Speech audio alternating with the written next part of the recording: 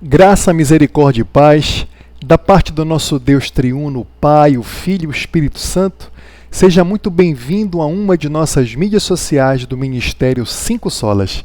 Eu me chamo Eduardo Freitas e estou sempre no ombro de gigantes. E hoje, nós, com a graça do Senhor Jesus, iremos dar início a mais uma semana do nosso estudo devocional que temos considerado no livro de Salmos.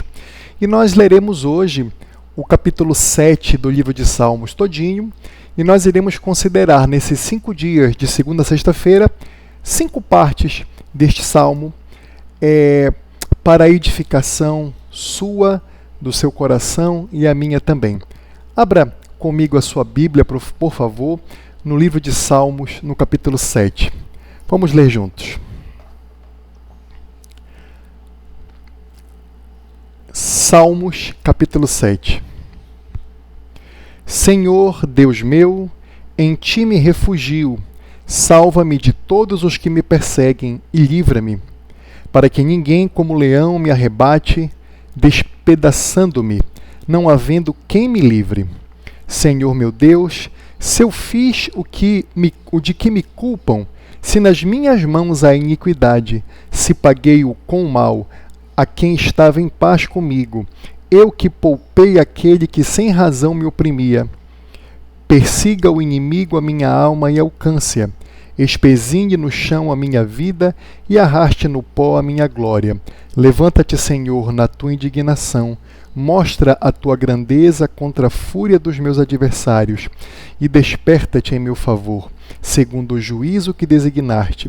Reúnam-se ao redor de ti os povos, e por sobre eles remonta-te às alturas. O Senhor julga os povos. Julga-me, Senhor, segundo a minha retidão e segundo a integridade que há em mim. Cesse a malícia dos ímpios, mas estabelece tu o justo. Pois sondas a mente e o coração, ó justo Deus. Deus é o meu escudo, ele salva os retos de coração. Deus é justo juiz. Deus que sente indignação todos os dias. Se o homem não se converter, afiará Deus a sua espada. Já armou o arco, tem-no pronto. Para ele preparou já instrumentos de morte. Preparou suas setas inflamadas. Eis que o ímpio está com dores de iniquidade. Concebeu a malícia e dá à luz a mentira. Abre e aprofunda uma cova, e cai nesse mesmo poço que faz. A sua malícia lhe recai sobre a cabeça, e sobre a própria mioleira desce a sua violência. Eu, porém, renderei graças ao Senhor segundo a sua justiça, e cantarei louvores ao nome do Senhor Altíssimo. Palavra do Senhor. Vamos orar? Graças te damos, Senhor, pela tua santa palavra. Muito obrigado, Senhor, porque ela é lâmpada para os nossos pés e luz para os nossos caminhos. Abre, Senhor, a nossa mente e o nosso coração, para que possamos compreender e aplicar e praticarmos a tua palavra em nossas vidas. Longe de nós, Senhor, queremos ser apenas meros ouvintes. Senhor Deus, não permita que nenhuma heresia venha a ser falada, ensinada ou aprendida aqui. É o que nós te pedimos em nome de Jesus e no poder do Espírito Santo. Meus irmãos, nós estamos iniciando hoje justamente esse estudo devocional do capítulo 7 do livro de Salmos. E eu quero considerar esse capítulo 7, juntamente com os irmãos, sob a temática o refúgio do justo e o tribunal de Deus.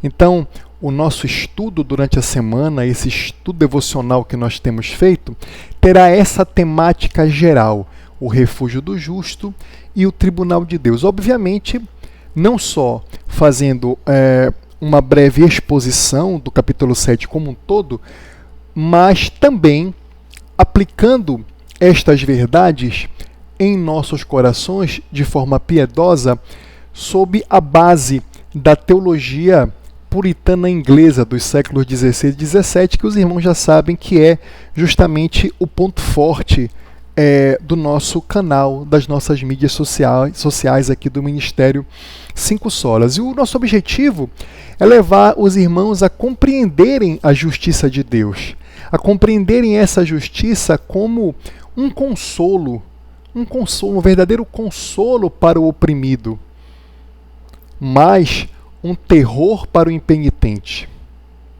Percebem esta tensão? A justiça de Deus, um consolo para aquele que é oprimido e é um crente verdadeiro, mas é um terror para o impenitente, para aquele ímpio que não se arrepende, aquele coração ainda não atingido pela graça de Deus, e que vai promover um autoexame e uma verdadeira adoração. Então, neste dia 1º, em que nós vamos considerar este capítulo 7, eu gostaria de me deter nesses 2 primeiros versículos com os irmãos, os versículos 1 e 2 do capítulo 7, que diz assim, vamos ler novamente aqui esses 2 versículos, que é a parte que nós consideraremos hoje no nosso primeiro dia do devocional, deste breve estudo devocional que fazemos aqui no capítulo 7. Diz assim: Senhor Deus meu, em ti me refugio, salva-me de todos os que me perseguem e livra-me, para que ninguém como leão me arrebate, despedaçando-me, não havendo quem me livre. Então, o que é que nós podemos observar aqui? O título deste salmo, ele é identificado como uma espécie de sigaion de Davi. Aí o irmão pode perguntar, mas irmão Eduardo, o que significa esse sigaion? É uma palavra, é um termo em hebraico. Vem de uma raiz que significa vagar ou errar. Ela significa, em termos literários, um poema com um ritmo irregular. É como se fosse uma rapsódia, é uma canção de emoções intensas, porém flutuantes. Observe que Davi não está orando com calma. Ele não está aqui com uma tranquilidade litúrgica. Davi, aqui, neste Salmo de número 7, ele está em uma angústia mental. Ele está com os seus pensamentos vagando do medo à confiança. Ele está verdadeiramente atemorizado, receioso, porém vagando deste sentimento para a confiança. E isso ele nos ensina que Deus ele aceita orações verdadeiramente apaixonadas e desesperadas em momentos de crise. E nós devemos orar conforme o Senhor coloca no nosso coração, bem como também o momento qual nós estamos vivendo efetivamente nos leva a orar. Até porque o Espírito Santo ele vai traduzir às vezes os nossos gemidos inexprimíveis como orações verdadeiras e aptas a atingir o coração de Deus. Logo aqui no início deste salmo, nós podemos observar que existe uma calúnia de Cushi. Quem é Cushi? Cushi foi o benjamita. E Cushi, provavelmente, ele era partidário do rei Saul. Então, este salmo de número 7, Davi ele está como que respondendo a essa calúnia de Cushi, que era um benjamita partidário do rei Saul. Por quê? Porque a reputação de Davi ela estava sendo destruída. Então, você repare aqui que no cabeçalho do Salmo de número 7, pelo menos aqui na minha versão ARA, ao meio da revista atualizada, que é a que nós usamos aqui no Ministério 5 Solas, diz assim: Canto de Davi, entoado ao Senhor, com respeito às palavras de Cushi, benjamita. E aqui na minha versão ARA, o comentarista ele tece as seguintes palavras: o Salmo 7 é o lamento de uma pessoa que está cercada de inimigos, mas é inocente das acusações que eles fazem contra ele. Davi apresenta sua defesa diante do tribunal de Deus. Sua declaração de inocência refere-se a acusações específicas. Não é uma reivindicação de impecabilidade. aí fala sobre a referência aqui do título, né? A referência no título, Cush benjamita, pode associar o salmo à perseguição de Davi por Saul, que também era benjamita. Então observe que o cenário é esse, há uma calúnia desta pessoa chamada Cush, um benjamita da mesma tribo de Saul, contra a reputação de Davi que estava sendo destruída. Observe que aqui no versículo 1 deste salmo, nós temos aqui a seguinte expressão: em ti me refugio, Senhor Deus meu, em ti me refugio, salva-me de todos os que me perseguem e livra-me. Aqui o versículo 1. Observe que em ti me refugio é uma expressão que é muito utilizada pela teologia puritana, porque a teologia puritana ela não é passiva. A teologia puritana nos ensina que a nossa alma ela deve, em todas as ocasiões, em especial nesses momentos de profunda angústia, de temores, nós devemos fugir para a fortaleza que é o nosso Deus. Por isso que Davi diz, em ti me refugio. A palavra de Deus nos ensina, meus amados irmãos, minhas amadas irmãs, meu amigo, minha amiga que está acompanhando este devocional aqui conosco, nós devemos refugiar a nossa alma em todas as circunstâncias, em especial nesses momentos nossos de angústia, de provação, nós temos que fugir para o trono divino. Em ti me refugio. Por quê? Porque há um perigo real. Davi não está aqui conjecturando ou ele não está fantasiando alguma coisa. Ele está diante de um perigo real. A sua reputação e até a sua vida estava sendo constantemente atentada por Saul e os seus partidários. Então esse perigo real nós podemos observar no versículo 2, que diz assim: para que ninguém como leão me arrebate, despedaçando-me, não havendo quem me livre. Então Davi compara aqui esta perseguição e esta calúnia que Cush, o benjamita, estava fazendo, destruindo a sua reputação como um homem de Deus, um servo de Deus, como um leão que pode até despedaçá-lo. O inimigo, repito, ele é descrito aqui nesta canção de Davi como um leão. E nós, puritanos, atendendo a esta teologia maravilhosa dos nossos pais, que nos ensinaram a aplicabilidade de uma piedade verdadeiramente bíblica, nós devemos entender a total depravação do homem e a malícia de Satanás. Porque sem a proteção da aliança, o crente seria verdadeiramente despedaçado. Observe que sem a proteção dessa aliança divina, deste pacto que o Senhor Deus fez para com seu povo eleito, de protegê-lo, de guardá-lo, de salvá-lo, de redimi-lo e de glorificá-lo no momento adequado, nós seríamos verdadeiramente despedaçados, tal qual nós fôssemos atacados por um leão, como Davi aqui diz no versículo 2. E isso me recorda uma frase do puritano Thomas Watson, no seu livro chamado A Body of Divinity, um corpo de divindade. Thomas Watson diz o seguinte: a fé é a graça principal.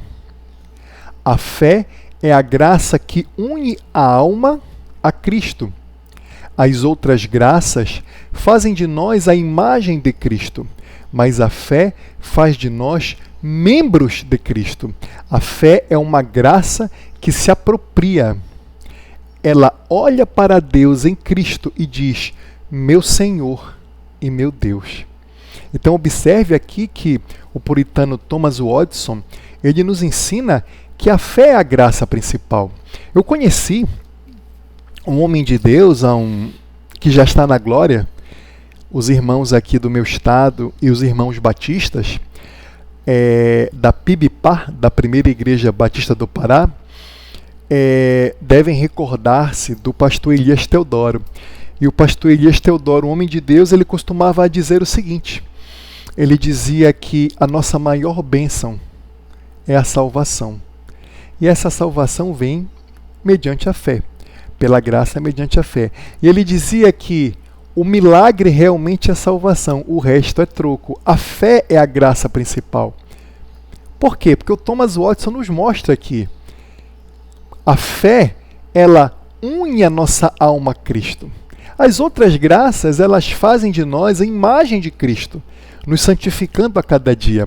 Mas a fé nos torna membros de Cristo, nos torna corpo de Cristo. É uma graça que se apropria. Ela olha para Deus em Cristo Jesus e ela diz, recitando novamente Thomas Watson: meu Senhor e meu Deus. Agora eu pergunto para o irmão a título de aplicação ao nosso devocional de hoje. A nossa fé é um conceito meramente intelectual ou é verdadeiramente um esconderijo real, onde entramos quando estamos sob ataque? Reflita. A sua fé, ela é meramente um conceito intelectual? Será que ela está só aqui? Será que nós estamos, que é muito bom, cheios de doutrinas, teologia, instrução, que é muito importante e muito bom. Mas, se esta doutrina, se esta teologia, se esta instrução não pesar na nossa mente e não cair para o nosso coração, como os puritanos nos ensinaram, uma vida de piedade, aplicar aquilo que nós aprendemos no nosso coração, não adianta de nada. Uma das coisas que mais distinguiam o pensamento puritano e a teologia puritana era justamente uma vida corandeu, uma vida diante de Deus, a não separação entre secular e sacro. A nossa vida toda deveria ser um testemunho de Cristo, a começar no nosso interior, depois com o nosso cônjuge, com a nossa família, com a nossa casa, espraiando-se por toda a nossa vida, seja com os nossos vizinhos, nossos colegas de trabalho, colegas de faculdade, enfim, em toda a nossa vida. Meus amados, eu espero que este devocional seja uma bênção para os irmãos, como tem sido e vai ser uma bênção para mim. Fiquem com Deus e até o nosso próximo episódio, onde nós continuaremos aqui considerando o capítulo 7 do livro de Salmos. Fique com Deus. Eu me chamo Eduardo Freitas e estou sempre no ombro de gigantes.